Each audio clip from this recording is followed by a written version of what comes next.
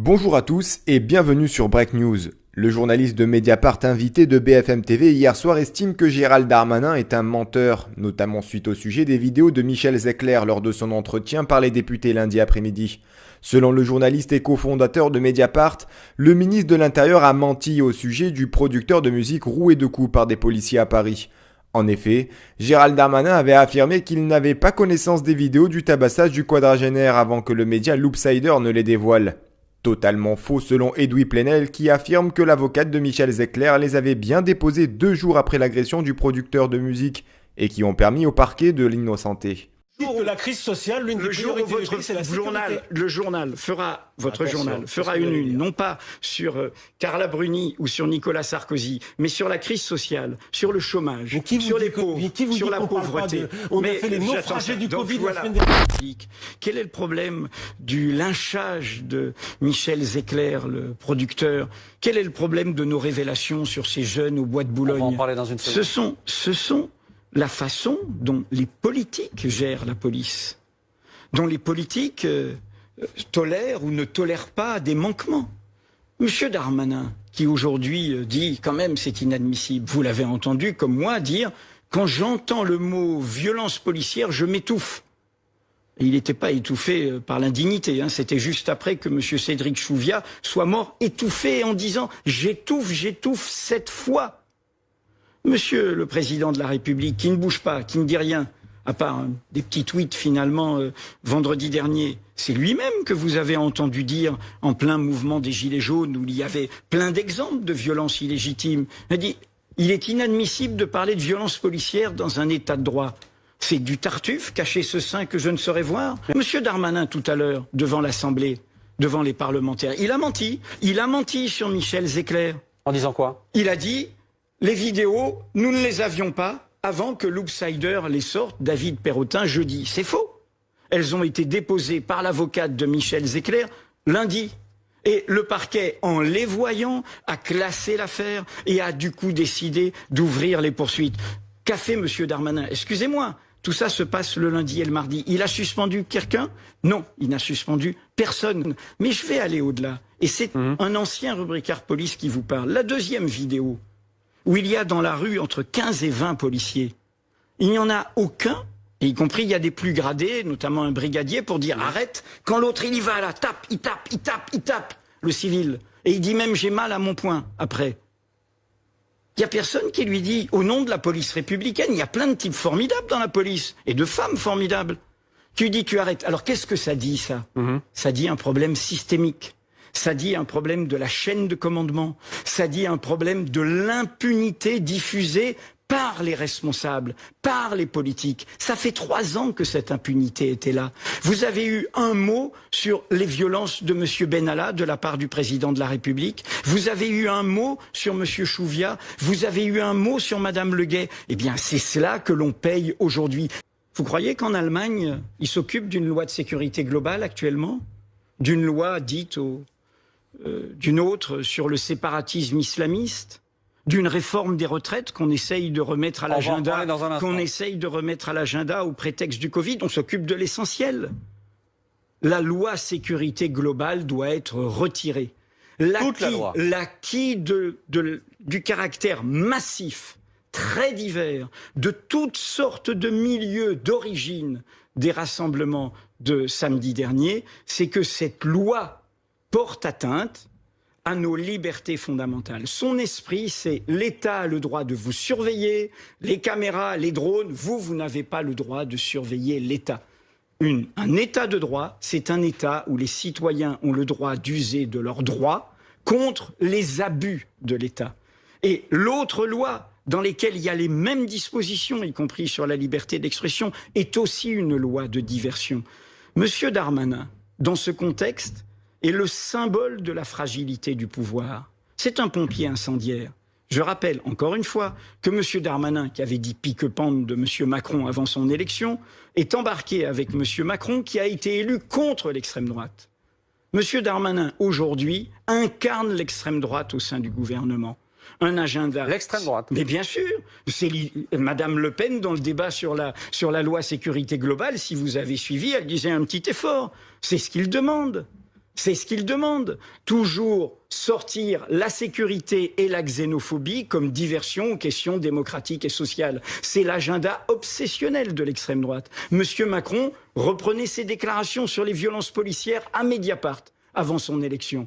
Regardez ce qu'il disait. Il disait, on ne peut pas se contenter de dire c'est des brebis galeuses. Il y a un préfet, il y a un commissaire, il y a même un ministre. Il le disait.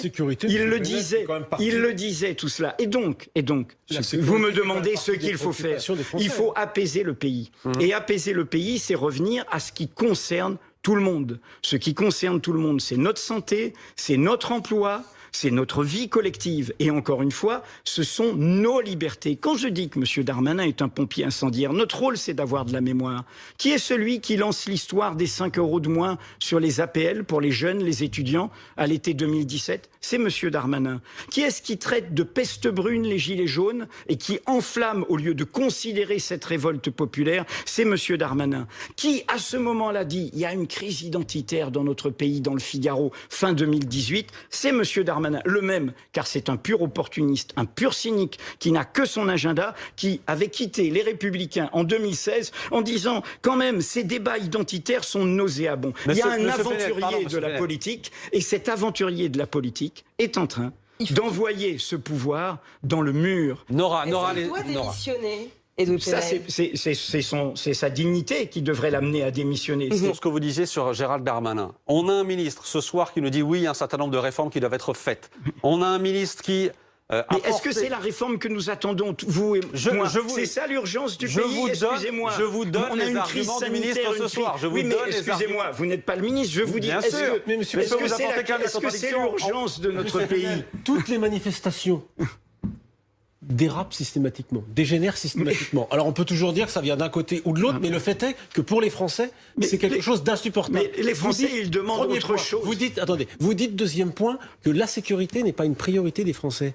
Mais vous ne croyez pas que vous êtes un peu déconnecté en disant ça ? Non, je ne suis pas déconnecté. Toutes les enquêtes d'opinion montrent que les Français attendent que la sécurité leur soit assurée. Elle n'est pas totalement assurée si on les entend. Je vous laisse dire votre opinion, je dis la réalité. La réalité, c'est une crise sociale, la réalité, c'est une crise démocratique. J'ai pas dit le contraire. La réalité, je vous parle de la sécurité. C'est un pacte démocratique qui est brutalisé, la diversité des populations qui se mobilisent depuis 3 ans, les gilets jaunes dans les ronds-points, les jeunes des quartiers populaires, les populations racisées. Mais les gilets jaunes dans les ronds-points, c'est pas les gilets jaunes qui venaient à Paris, avec des boules de pétanque pour violenter les policiers. Ne reprenez pas vos Mais non, mais pas du tout. Ce n'était pas ça la réalité. Je ne confonds pas les gilets jaunes des ronds-points et les gilets jaunes qui venaient à Paris avec munis d'armes. Ne reprenez pas vos clichés. La réalité. C'est pas des clichés, monsieur Non, Penel. le cliché, c'est de ne pas voir quelles sont, encore une fois, les priorités du pays. Mais les priorités, votre priorité du pays. Je vous redis, le jour où la crise sociale, l'une des priorités du pays, c'est la sécurité. Le journal fera une, non pas sur Carla Bruni ou sur Nicolas Sarkozy, mais sur la crise sociale, sur le chômage, sur les pauvres, sur la pauvreté. On a fait les naufragés du Covid la semaine dernière. Il y a 15 jours, monsieur Penel. Notre jauge n'est pas la même. N'attaquez pas mon journal. Répondez aux questions. Non, c'est pas une question.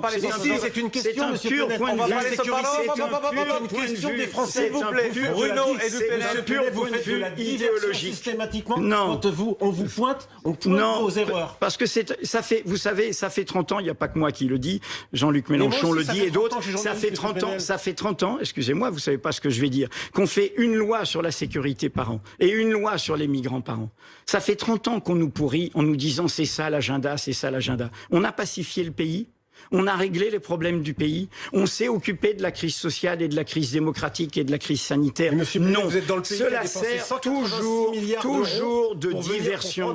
Cela sert toujours les salaires des Français. Cela sert vous toujours pas dire que la crise sociale n'est pas complètement traitée. Il y a effectivement plus de pauvres qu'il faudrait prendre en charge, mais vous pouvez pas dire qu'elle n'est pas traitée totalement. Sur cet argument-là du Planète, qui est un argument intéressant. Regardez la grande enquête de Martine Orange aujourd'hui même sur comment les grandes entreprises qui ont reçu toutes les aides qu'elles ont reçues, au lieu de prendre en charge leur responsabilité sociale, qui peuvent être aux APL, qui peuvent être à l'allocation handicapée, etc. Les entreprises qui ont reçu des aides. Il y a eu ces aides-là, il y a eu un accompagnement. Je vous réponds en même temps, maintenant, qu'elles ont touché les aides sous la pression de leurs actionnaires qui veulent toujours une rentabilité de 10% alors que le loyer de l'argent est actuellement de 0%, au lieu de serrer la ceinture de leurs actionnaires, au lieu de ne pas verser de dividendes, décident que les salariés sont la variable d'ajustement après avoir touché toutes les aides de l'État prises sur quoi? Sur nos impôts. Ce n'est pas une logique de responsabilité sociale, de responsabilité collective. Ce que nous avons besoin aujourd'hui, et c'est clair depuis la crise sanitaire, c'était clair depuis le mouvement des Gilets jaunes, c'était clair aussi sur la crise des migrants et le devoir d'accueil. Nous avons besoin d'un pays qui s'élève, qui se relève, qui se rassemble. Et il se rassemble quoi, un pays? Il se rassemble pas sur des chicaneries, il se rassemble sur ce qui est le cœur de notre promesse républicaine, l'égalité. L'égalité des droits, sans distinction d'origine, de condition, de sexe, de croyance, d'apparence.